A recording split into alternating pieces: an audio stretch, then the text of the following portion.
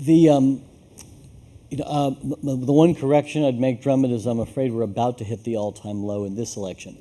I think we're going to see a race run on one side that's going to be about how somebody is different and not like us. And by the way, did you notice that he's black? And I think that's what we're going to see in the campaign coming up. In any case, what I'm here to talk about, and I hope Alex, that was I'm still sort of rattled by having seen what you just showed. I hope I'll get a chance by the end of this. Drummond has made clear to us that he is going to stick closely, as he did, to that 18-minute time limit. But I want to show you, if I can, a national security message that we just tested that has to do with precisely what you're talking about, that wins by 20 points in the center of the electorate. That is just about what happens when we allow these kind of abuses. And it is, in fact, I think, through a combination of both what the Bush administration has done and the complicity of our side in not fighting it back and in fearing that the public won't be with us because we're afraid that they're not with us. We're afraid they're not smart enough. It isn't about smartness. It's about emotional intelligence. It's about connecting with what they feel when they see something like this, and that's how we have to talk with them. And that's what I'm going to talk about today, and that is, how do we go from the think tank to the living room, the living room or the kitchen table? How do we stop using the words, the language, the imagery, the sights and sounds that turn people off and that resonate with us often as activists, but actually don't do anything for most people who are the ones who have to vote for the people who would implement the policies that we would like to see happen. And I hope I won't offend about half the people in the room by telling you that the words that are the names of your organizations are part of the problem. But I will be telling you that the words that are the names of many of your organizations are part of the problem. So to get there, what I'm going to do is I'm going to talk about some ideas that are derived from my book, The Political Brain, and that are about the role of emotion in politics, and how the only answer to the kind of Orwellian tactics we've seen is to have both sides understand how the mind and the brain works, so both sides can appeal to people in ways that actually resonate with them and let them duke it out that way, rather than having one side appeal to people emotionally and the other side appeal to them with 12-point plans. And we've seen what's happened when that's the terms of the debate. But the second part of what I want to do is to describe some new data. We have just put together in collaboration, my consulting firm with Stan Greenberg and Greenberg, Quinlan, Rosner, the pollster. We've just put together a progressive messaging handbook on the 10 biggest issues out there that many of which have been killing us for years. Things like abortion and guns and gays and taxes and the role of government and national security, as well as some of the issues like the economy. And I'm going to show you a few of the things that we found from that. The good news that I should tell you is that with well-crafted messages, we can win the electoral debate on every one of those issues, almost all by double digits, and many by 20 points. And these are often issues that progressive leaders, parentheses, Democrats, run from like the plague. And I can tell you, I come from the state of Georgia, and I'm advising candidates in Georgia to run on abortion from a center-left position, because they will win from a center-left position on abortion. And if I get a chance to show you that one of those messages, I will. I am, though, a psychologist, and I have to start with an experiment. And I'm afraid you're the unwitting participants. So if you'd all get out your imaginary consent forms, thank you for signing them. I hope Alex doesn't do a documentary about this now. I'd like you to memorize the following pairs of words. Are you ready? Ocean, moon, glasses, chair, face, floor. Okay, do you have those?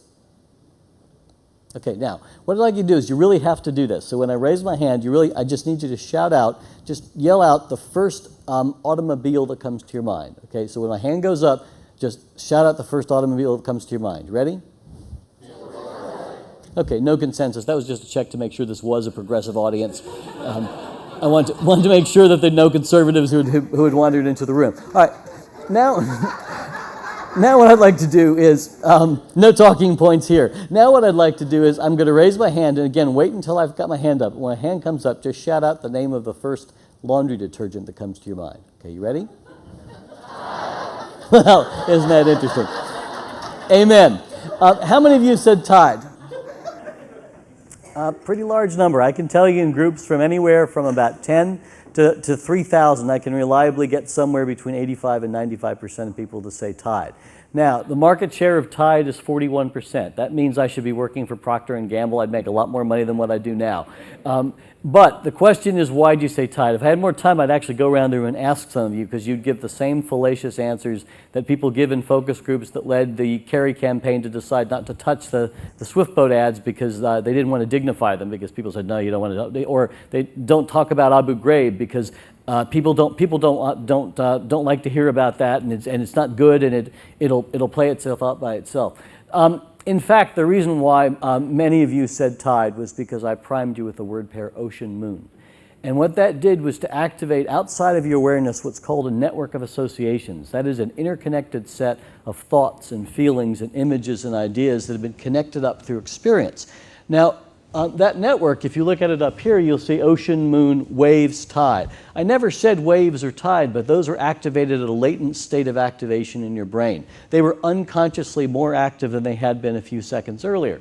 When I then said laundry detergent, it activated all, fab, cheer. By the way, for those of you who didn't say tide, you should see your neurologist right away. But you'll see that at the intersection of those two networks is only one thing, and that is tide. It was doubly activated, and that's why it comes to your consciousness. I would love to show you a clip that I often show of the networks active at Fox. It's a great Freudian slip by Shepard Smith that illustrates these principles, and it couldn't have happened to a nicer guy. But I'm gonna kind of blow ahead. But here's the question. Suppose somebody, here we were in a group of progressives. And I got almost all of you to say and think and do exactly the same thing at exactly the same time. When's the last time you remember that happening? Now, suppose somebody knew how to shape and activate networks like that in voters. Well, somebody does, and they're called the GOP. And I want to give you an example of that.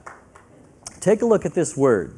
It's the only time you'll see it in political discourse. It's up here today. Liberal. This used to be the word that defined the Democratic Party. It defined everything and everybody on the left.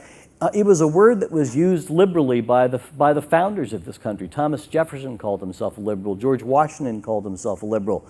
The last time anyone has used this term to describe himself or herself running for president of the United States and won was that great liberal president, Lyndon Baines Johnson, 44 years ago. Why? Why is it that in my part of the country, the South, all you have to do to beat somebody in an election is say, my opponent's a liberal? That's it. Game, set, match. It's over. Why is that? It's because the conservative movement spent tens of billions of dollars and 30 years developing the essentially branding this concept and every other concept related to it on our side and on their side while we were fiddling with numbers while Rome burned. So what they were doing was they were busy figuring out how do we make people connect up liberal with all the things that are that they don't like. Well, how do they do it? Here's some examples. What do you associate with liberal? What does the average American associate? This group probably doesn't. In San Francisco, you may not. But liberal elite, those two words come together just like this. Big government, tax and spend liberals, cut and run, special interests. This one's a particularly interesting one. If you can manage to brand disenfranchised groups as special interests, you are talented. You're unethical, but you are talented. And just to finish out the rest of the network, we've got Volvo driving, sushi eating, latte drinking, godless atheists. This is what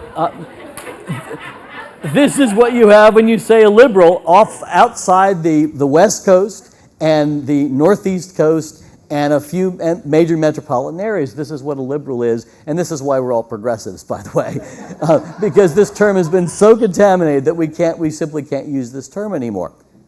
So, losing election and issues, the secrets of our success. How is it that we have managed, ever since the New Deal coalition in the 1930s, registered Democrats have never been lower in the percentage than registered Republicans and have often been ahead, as they are now, in the double digits.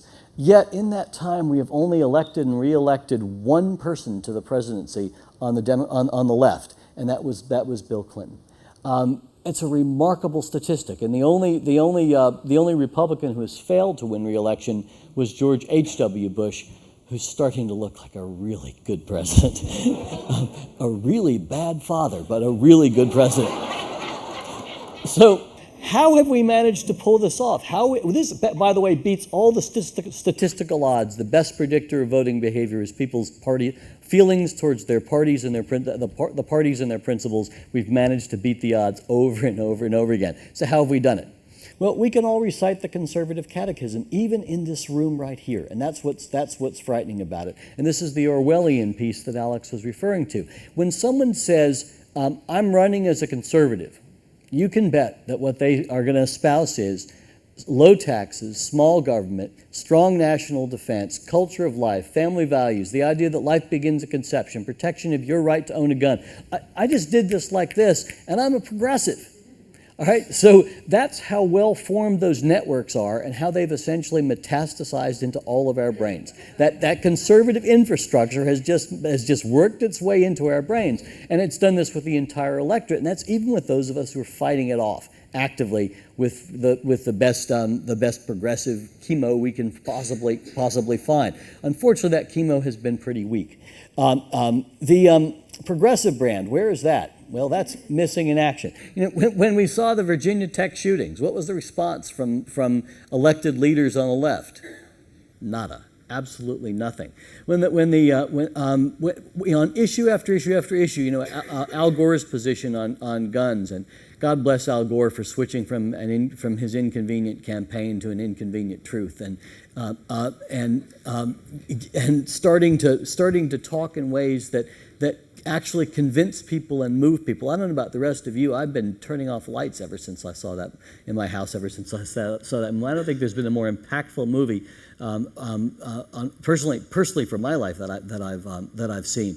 But on issue after issue after issue, Democratic elected officials in particular, who are supposed to be representing people on the left, have been essentially essentially silent. Al Gore, when he was asked about guns, said, "Well, I'm in one of the debates said, well, I'm for the registration of new handguns, but against the registration of old ones." And the principle is, I don't know, the old ones are rusty. I don't know what the principle would be.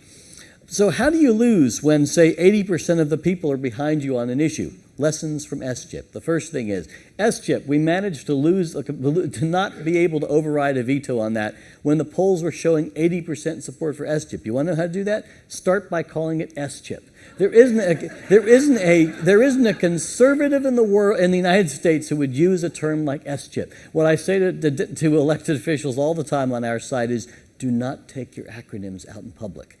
And the reason you don't want to do that is because it's impossible to establish any kind of emotional power to go with an acronym unless you're an activist. The other thing is that most people don't know what SCHIP is. You don't want to start out with voters by making them feel stupid. That's not a really good idea. They're gonna tune out immediately, and they're gonna. The other thing is, if you think about SCHIP. It sounds like V-chip. It sounds like something you want to keep away from your kids. Think about what it's associated with. What are the networks that S-chip activates? For the average person, none.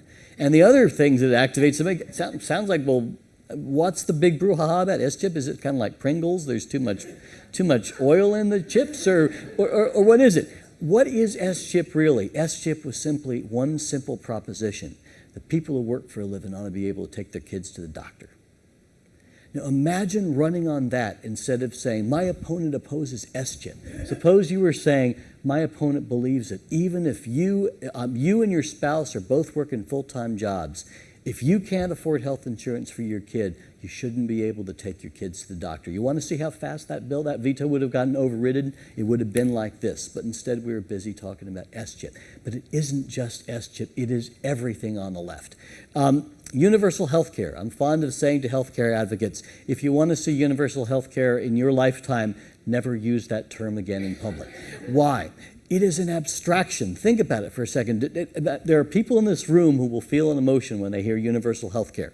That's because we're activists. For everybody else in the United States, what the associations are: big impersonal clinics, socialized medicine, which has been well branded by the other side and by corporate dollars. The idea that you're going to be separated from your doctor, that's what universal health care means to the average person. That's not the term that wins. And I can tell you in sitting in focus groups, we can win on this issue 9-1, 7-2 on this issue using different language. And then we say at the end, so are you for universal health care? 9-0 against us. And I'll show you in a very, very short second. I'll skip over reproductive health other than to say that when the other side is saying baby killer, you've got to have something a little stronger than reproductive health.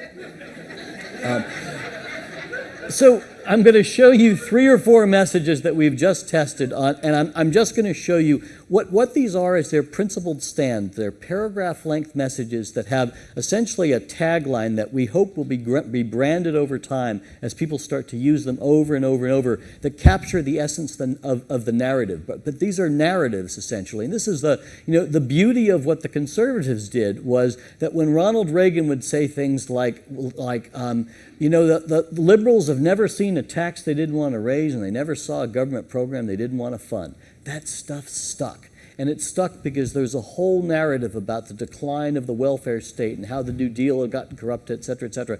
That was all in there in people's minds, and these things became stand-ins for it. So I'm not going to read through these whole things. I will show you the taglines, and you can read below if you want. It's on your little flash drive. Taking back the role of government. This is one. Democrats are terrified of using the word government. They should be. What we find, by the way, is that if you simply substitute the word leader or leadership or true leaders every time you want to say government, if you watch on online hand dials, you'll see the dials go up like this. If you use the word government, it goes down like this. What we've got to start doing is intermixing those those phrases. Here's a message that wins by double digits over a strong conservative message in national polls. It's time politicians stopped running for or against government and started running it well. And then it goes on to say we need leaders who understand the value of business because business is the engine of prosperity and jobs, but we also need leaders who understand what happens when you let business call all the shots. That language of calling all the shots as opposed to, or writing their own rules as opposed to regulations, evokes something very different than red tape, and that's what you want to evoke. On taking back health care, start with, I believe in a family doctor for every family. It has a completely different meaning to people than universal health care. This is some work that Celinda Lake and I did that for Families USA and the Herndon Alliance that we can get to you as well. Taking back Roe. This is one of the only messages that we actually tested that worked with the word choice in it, because choice is actually not the strongest way to frame this issue.